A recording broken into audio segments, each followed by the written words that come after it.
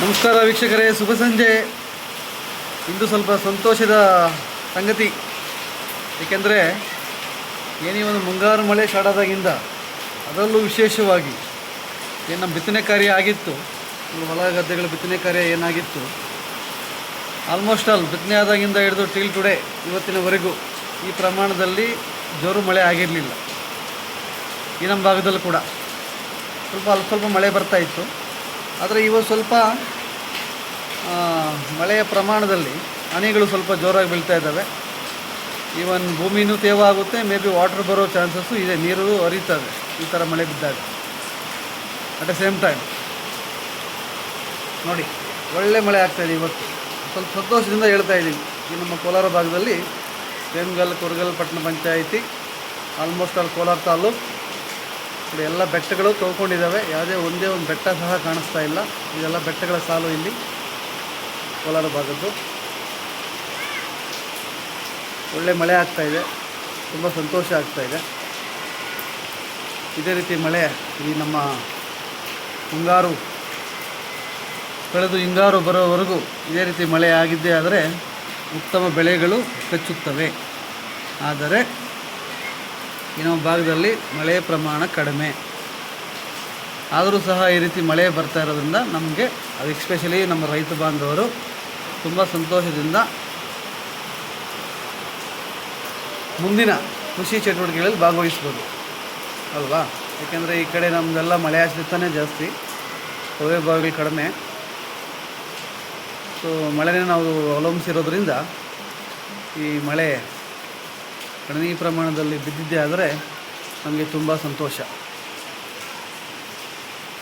ನೋಡಿ. ಆದರೆ ಈಗಷ್ಟೇ ಮಳೆ ಬಂತು, ಮತ್ತೆ ನಮಗೆ ಮಳೆ ಕಡಿಮೆ ಆಯಿತು. ಬಟ್ ಆದರೆ ಕೋಲಾರ ಭಾಗದಲ್ಲಿ ಒಳ್ಳೆ ಮಳೆ ಆಗ್ತಾಯಿದೆ. ಆ ಕಡೆ ಬೆಟ್ಟಗಳ ಸಾಲು ಅದು ಕೋಲಾರ ಅಂತರಗಂಗೆ ಬೆಟ್ಟ ಆಗಿರ್ಬೋದು, ನರಸಾಪುರದವರೆಗೂ ಆ ಬೆಟ್ಟಗಳ ಸಾಲು ಅದು. ಒಂದೇ ಒಂದು ಬೆಟ್ಟ ಕಾಣಿಸ್ತಾ ಇಲ್ಲ. ಒಳ್ಳೆ ಮಳೆ ಆಗ್ತಾಯಿದೆ ಆ ಕಡೆ. ಎಲ್ಲಿ ಬೆಟ್ಟ ಗುಡ್ಡ ಪರಿಸರ ಚೆನ್ನಾಗಿರುತ್ತೋ ಅಲ್ಲಿ ಒಳ್ಳೆ ಮಳೆ ಆಗುತ್ತೆ. ಎಲ್ಲಿ ನಾವು ಪರಿಸರ ನಾಶ ಮಾಡ್ತೀವಿ, ಮರ ಗಿಡ ಆಗಿರ್ಬೋದು, ಬೆಟ್ಟ ಗುಡ್ಡ ಆಗಿರ್ಬೋದು, ಅಲ್ಲಿ ಮಳೆ ಪ್ರಮಾಣ ಕಡಿಮೆ, ಮಳೆ ಸಾಂದ್ರತೆ ಗಣನೀಯವಾಗಿ ಇಳಿಮುಖ ಆಗ್ತದೆ ನೋಡಿ ವೀಕ್ಷಕರೇ. ಈ ಒಂದು ಭೂಮಿಯಲ್ಲಿ ಬಿತ್ತನೆ ಮಾಡಿ ಒಂದು ಆಲ್ಮೋಸ್ಟ್ ಆಲ್ 15-20 ಡೇಸ್ ಆಗಿದೆ. ರಾಗಿ ಪೈರೆಲ್ಲ ಚೆನ್ನಾಗಿ ಬಂದಿದೆ, ಬಟ್ ಅಲ್ಲಲ್ಲಿ ಬಂದಿಲ್ಲ. ಎಲ್ಲಿ ತೇವಾಂಶ ಜಾಸ್ತಿ ಇದೆ ನೋಡಿ, ಅಲ್ಲಿ ಚೆನ್ನಾಗಿ ಬಂದಿದೆ ಪೈರು. ನೋಡಿ ಅಲ್ಲಿ ಅಷ್ಟು ತೇವಾಂಶ ಇಲ್ಲ. ಸ್ವಲ್ಪ ಮತ್ತೆ ನಾಟಿ ಮಾಡಬೇಕು. ಇಲ್ಲಿರೋ ಪೈರನ್ನು ಕಿತ್ತು, ಈ ಪೈರನ್ನು ಕಿತ್ತು ನೋಡಿ ಅಲ್ಲಿ ನಾಟಿ ಮಾಡಬೇಕು. ಏಕೆಂದರೆ ಭೂಮಿಯಲ್ಲಿ ತೇವಾಂಶ ಇದ್ದಿದ್ದೇ ಆದರೆ ಎಲ್ಲ ಕಡೆ ಒಂದೇ ಥರ ಬರ್ತಾಯಿತ್ತು ರಾಗಿ ಪೈರು. ನೋಡಿ ಇನ್ನೊಂದು ಹೊಲ ಇದೆ ನೋಡಿ, ಇಲ್ಲಿ ಮನೆಗಳ ಮಧ್ಯೆ ಒಂದು 30-40 ಸೈಟಲ್ಲಿ ಒಬ್ಬರು ಹೊಲ ಮಾಡಿದ್ದಾರೆ. ಅಲ್ಲಿ ಯಥೇಚ್ಛವಾಗಿ ಕೊಟ್ಟಿಗೆ ಗೊಬ್ಬರ, ಅಂದರೆ ನಮ್ಮ ಸಾಂಪ್ರದಾಯ ಕೃಷಿಯಲ್ಲಿ ಈ ಫರ್ಟಿಲೈಸರ್ಸ್, ರಾಸಾಯನಿಕ ಗೊಬ್ಬರಗಳು ಯಾವುದನ್ನು ಬಳಸದೆ ನಮ್ಮ ಕೊಟ್ಟಿಗೆ ಗೊಬ್ಬರ, ದನಕರುಗಳದ್ದು ಏನು ಸಗಣಿ ಇರುತ್ತೆ ಅದನ್ನು ಬಳಸಿ ಮಾಡಿರೋ ಹೊಲ ನೋಡಿ ಎಷ್ಟು ಸಮೃದ್ಧವಾಗಿದೆಯೋ. ಮಳೆ ಹಿಂದೆ ಸ್ವಲ್ಪ 2-3 ಡೇ, 1 ವೀಕ್ 2 ವೀಕ್ಸ್ ಮಳೆ ಹಿಂದಕ್ಕೆ ಹೋದರೂ ಆ ಹೊಲ ಒಣಗೋದಿಲ್ಲ. ಏಕೆಂದರೆ ಅಲ್ಲಿ ನಾವು ಯಾವುದೇ ಫರ್ಟಿಲೈಸರ್, ರಾಸಾಯನಿಕ ಗೊಬ್ಬರಗಳು, ಕ್ರಿಮಿನಾಶಕಗಳು, ಕೀಟನಾಶಕಗಳು ಯಾವುದೂ ಬಳಸಿಲ್ಲ. ಅದರ ಒಂದು ಫಲಿತಾಂಶ ಸಹ ಅಲ್ಲೇ ಇದೆ ನೋಡಿ. ನೈಜವಾಗಿದೆ ಬೆಳೆ. ಇಲ್ಲಿ ನಾವು ರಾಸಾಯನಿಕ ಫರ್ಟಿಲೈಸರ್ಸ್ ನಾವೇನು ಬಳಸ್ತೀವಿ, ರಾಸಾಯನಿಕ ಗೊಬ್ಬರಗಳು, ಬೆಳೆಯೋ ವೇಗ ಸ್ವಲ್ಪ ಜಾಸ್ತಿ ಇರ್ಬೋದು, ಬೇಗ ಬೆಳಿಬೋದು. ಬಟ್ ಯಾವಾಗ ಮಳೆ ಹಿಂದಕ್ಕೆ ಹೋಗುತ್ತೋ ಅಟ್ ದ ಸೇಮ್ ಟೈಮ್ ಅದು ಒಣಗುತ್ತೆ.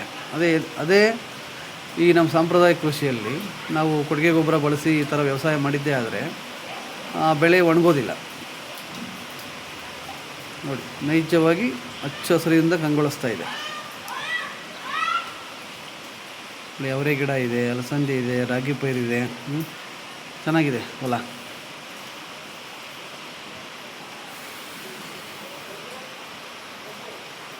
ಸಾಧಾರಣ ಮಳೆ ಬೀಳ್ತಾ ಇದೆ. ಥ್ಯಾಂಕ್ ಯು ಮಳೆರಾಯ, ಧನ್ಯವಾದಗಳು. ಇದೇ ರೀತಿ ಮಾನ್ಸೂನ್ ಕಳೆದು ಹಿಂಗಾರು ಬರೋವರೆಗೂ ಇದೇ ರೀತಿ ಮಳೆ ಸುರಿಸಪ್ಪ. ನಮ್ಮ ರೈತರಿಗೆ ಕೃಷಿ ಚಟುವಟಿಕೆಗಳಲ್ಲಿ ಇನ್ನಷ್ಟು ಇಚ್ಛಾಶಕ್ತಿ ಬರುತ್ತೆ. ಧನ್ಯವಾದಗಳು. ಶುಭ ದಿನ.